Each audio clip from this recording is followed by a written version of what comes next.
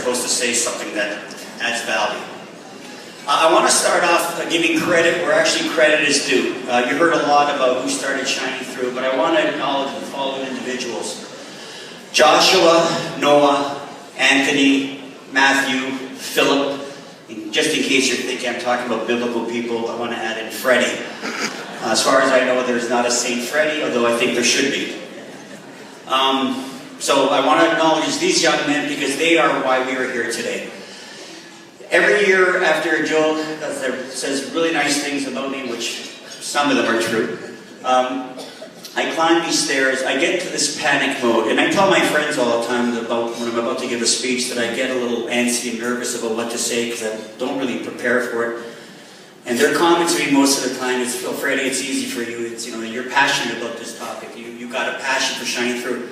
So I looked into my, how to sound smart for stupid people, Google, and I found the definition of passion. A strong sexual or romantic feeling for someone.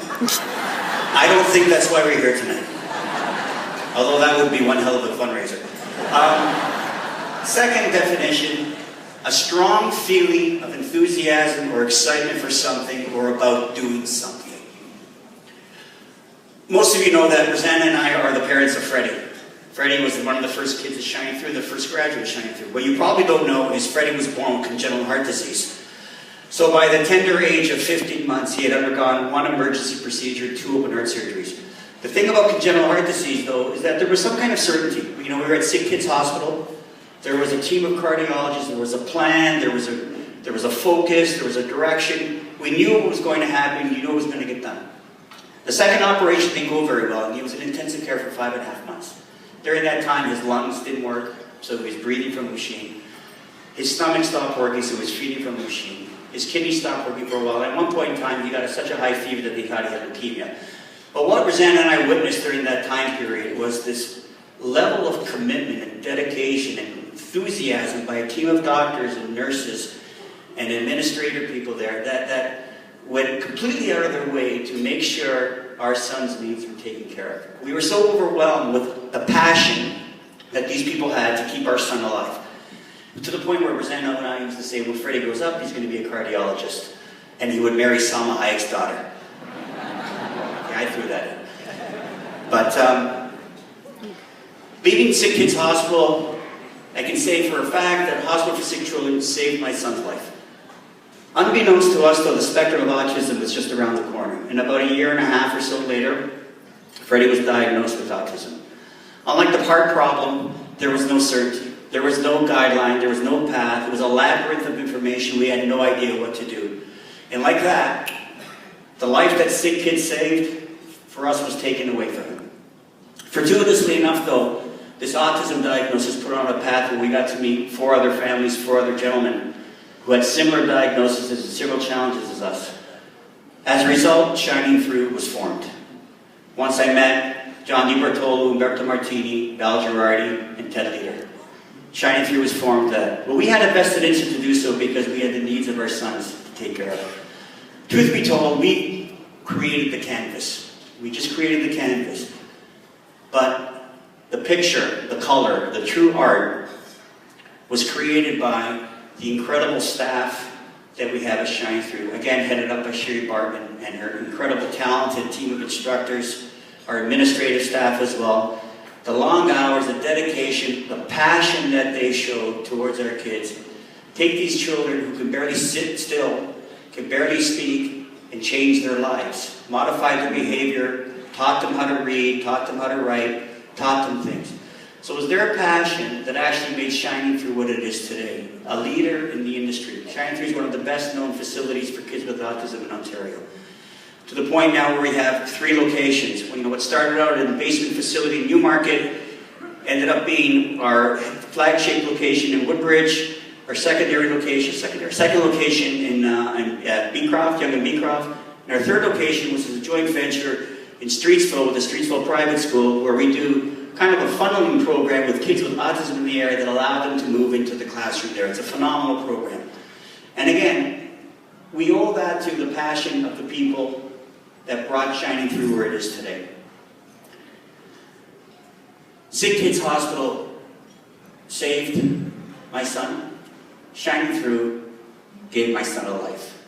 Just to give you a little indication where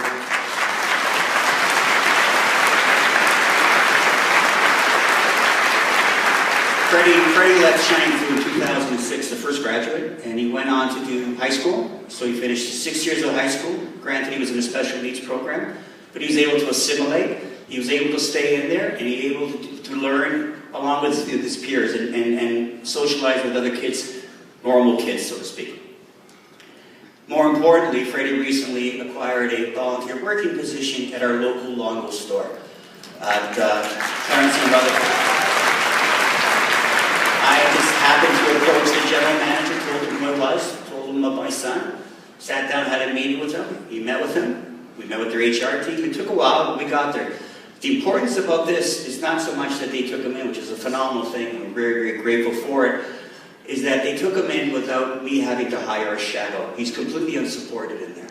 They took a chance for this kid to come in with autism and work along one of their people.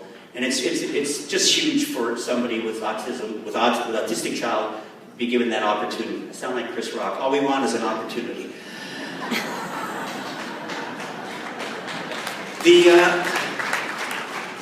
The objectives tonight are they're twofold, obviously. We need to raise money. There's no denying that. A full-day program still costs $60,000 a year, and to tell you the truth, it actually costs $72,000 a year to run a full-day program. So every child that comes in on a full-day program costs us $12,000 more. So we have to raise money for these children. Some of these children get funding, nowhere near the $60,000. Most of them don't, so we have to help them out. The second most important thing is awareness. Awareness is critical for fundraising, for support, and from my perspective, equally important for acceptance. The real reason I brought up this newspaper is I was reading the paper a little while ago. When was this? February 15th. And there was an article on the front page of the Toronto Star. The headline read, "Special Needs Exclusion Slammed." The opening line was that Ontario principals have the power to kick special needs kids out of school indefinitely if they can't get the help they need. Then I'll be reading later on. If a student has, out of no fault of their own, certain outbursts, like an autistic child or someone on the spectrum, the school needs to be examined to see exactly what they do with that child, and if they can't, the child can't be in there. In 1999, Rosanna and a group of other parents started a lawsuit against the Ontario government back then for funding for this type of program that we have Shining Through. Upon initiation of the lawsuit, the Ontario government came up with the funding program that exists today, but they cut it off at the age of 5. We continued our lawsuit saying that the cutoff was arbitrary and discriminatory. We won a trial, but we lost at the Ontario Court of Appeal, not having the financial resources to take it forward, so we left it at that. One of the main arguments raised by the Ontario government at that point was the school system would take care of these kids when they reach school age. That was 1999. Here we are in 2016, and this is not a criticism to the schools because I know they don't have the support that they need. But now in 2016, we're still faced with having our educational systems that are not equipped to handle these kids with autism. I can guarantee you that these kids, had they gone through a system like Shining Through, they wouldn't be one of the ones that are being kicked out of the school. So we need to let people know, not just about autism, but what's available for these kids. There is something out there that can help them. Social media is such a big thing nowadays. I remember seeing a clip a little while ago about a nice dog, cute little dog, tied up to a pole, people walking by, petting the dog, giving the dog water, feeding the dog, and the same group of people walk by a homeless guy with a cup for money and just ignored him completely. But what's the takeaway from that? Do we like dogs better than people? No, I don't think so. I think people have this compassion when they understand the needs, when they understand that somebody's underprivileged, when they understand somebody's plight. We need to let more and more people aware. You have a sticky on your, what are they called? A selfie stick on your table tonight. And most of you are here tonight because you are aware. You've been here before. You know somebody who's autistic. You have a friend with an autistic son. You have a niece, a nephew, a grandchild, a goddaughter, godson, whatever. You know, you are aware, you hear. You have the passion for what we do. You got those selfie sticks tonight? Take pictures. Put it on your social network. Let more and more people know, not just about autism, but there's a genuine, real help for them that makes a difference. We build on this awareness. We have partners in the commercial world. St. Louis Wings, for example, held another autism drive for Shining Through and raised in excess of $125,000. Thank you for the board of that. Rafaela Borzano and her group of dedicated friends had another Spinning for Autism venue this year and raised $50,000. Now, don't get me wrong, that money is fantastic to us, but what's equally important to us is more and more people know about autism and know about Shining Through, and that's critical for us. From my perspective, you see, awareness creates passion. Passion is what takes something that's average and turns it great.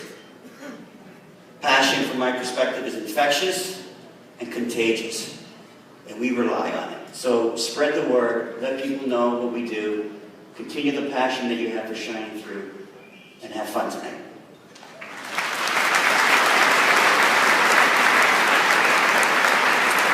Okay, now I'm supposed to mention